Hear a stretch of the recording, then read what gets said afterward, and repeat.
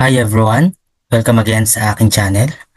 For this video, I will continue answering limits of functions. This is part 1 of limits at infinity. Ang ibig sabihin ng limits at infinity is yung ating x is approaching positive infinity or approaching negative infinity. In order for us to solve this kind of limit, we're going to use the theorems of limits at infinity. Theorem number 1 is limit of 1 over x raised to n as x approaches positive infinity, the answer is 0. And theorem number 2, limit of 1 over x raised to n as x approaches negative infinity, the answer is also 0. That is, if the exponent n is any positive integer. We're going to use these theorems to answer the following problem.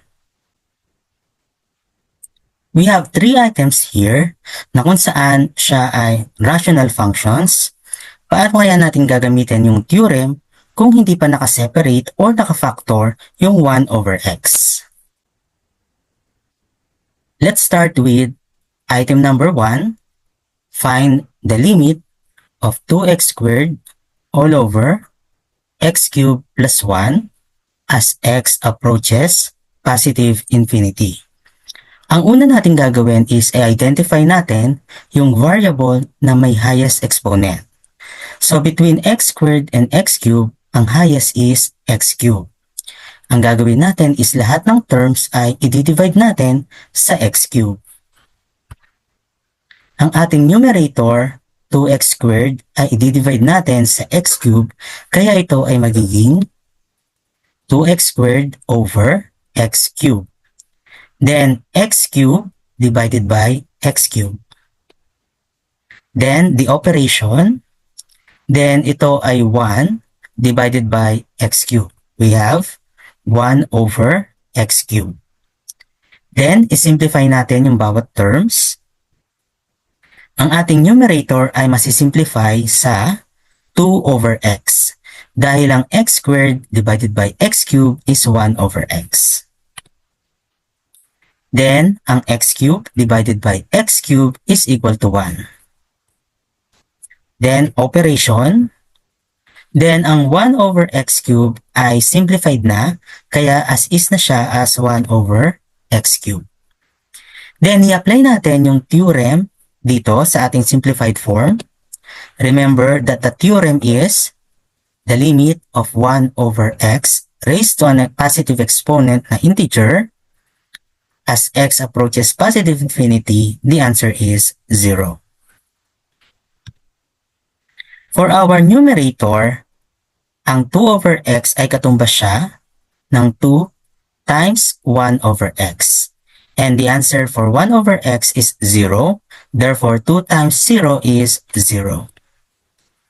Then, ang limit of 1, dahil constant ang 1, ang limit of a constant is the constant itself. The answer here is 1. Then, for 1 over x cubed, the answer for its limit is 0. Then, simplify natin, 0 over 1 is 0. And this is the answer.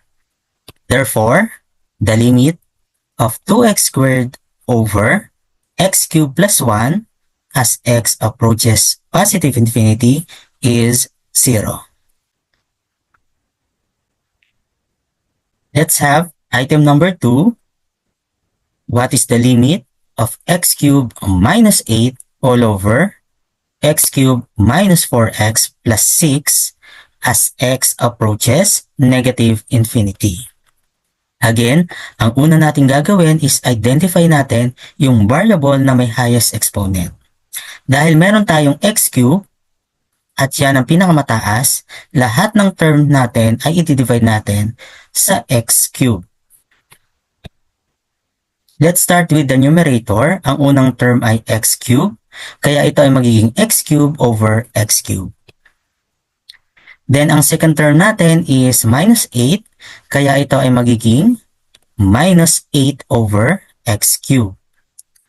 For the denominator, meron ulit tayong x cubed, kaya ito ay x cubed over x cubed. Then itong negative 4x ay magiging minus 4x over x cubed. And then we have plus 6, magiging plus 6 over x cubed. Then isimplify natin yung bawat terms.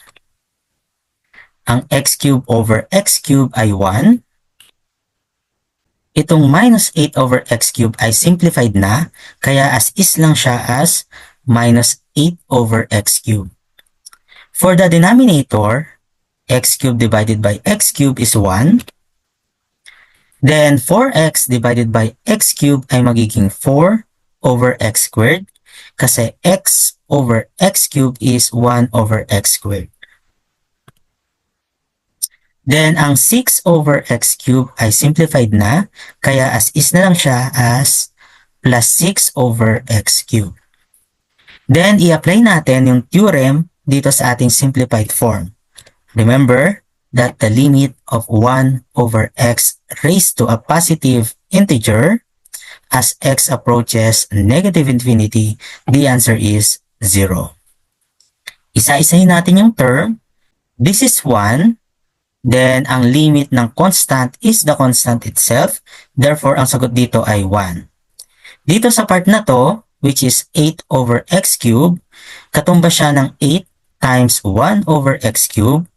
Ang sagot sa 1 over x cubed ay 0 times 8, the answer is 0. Therefore, ang answer natin sa numerator is 1 minus 0. Then, for the denominator, ito ulit ay constant 1. Ang answer sa kanyang limit ay 1. Dito sa 4 over x squared, ang sagot dito ay 0. Then, ang sagot naman sa 6 over x cubed, the answer is also 0. Therefore, ang denominator natin ay 1 minus 0 plus 0. Then, isimplify natin. So, ito na lang matitira dyan. 1 divided by 1, the answer is 1. Therefore, the limit of x cubed minus 8 all over x cubed minus 4x plus 6 as x approaches negative infinity, the answer is 1.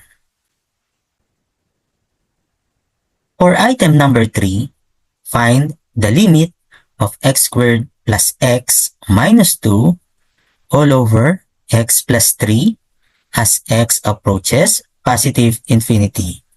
Again, ang first step is identify the variable with the highest exponent. We have x squared and x. Ang pinakamataas ay x squared. Kaya lahat ng terms natin ay i-divide natin sa x squared. Let's start with the numerator. Meron tayong x squared. Siya ay magiging x squared divided by x squared. Then, we have plus x. Ito ay magiging x over x squared. And then ito ay minus 2, kaya siya magiging minus 2 over x squared. Then sa denominator natin, we have x over x squared. Then we have plus 3, magiging plus 3 over x squared. Then isimplify natin lahat ng terms. X squared over x squared is 1. Then x divided by x squared is 1 over x.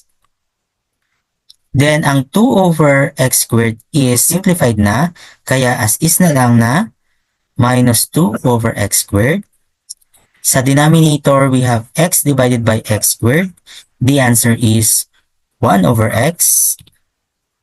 Then ang 3 over x squared ay simplified na, kaya plus 3 over x squared. Then, i-apply natin dito yung ating theorem.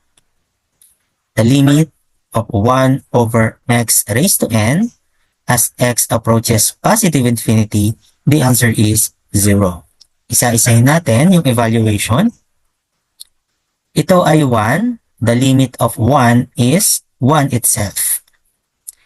Then, the limit of 1 over x is 0. The limit of 2 over x squared is also 0. Kaya ang numerator natin ay magiging 1 plus 0 minus 0.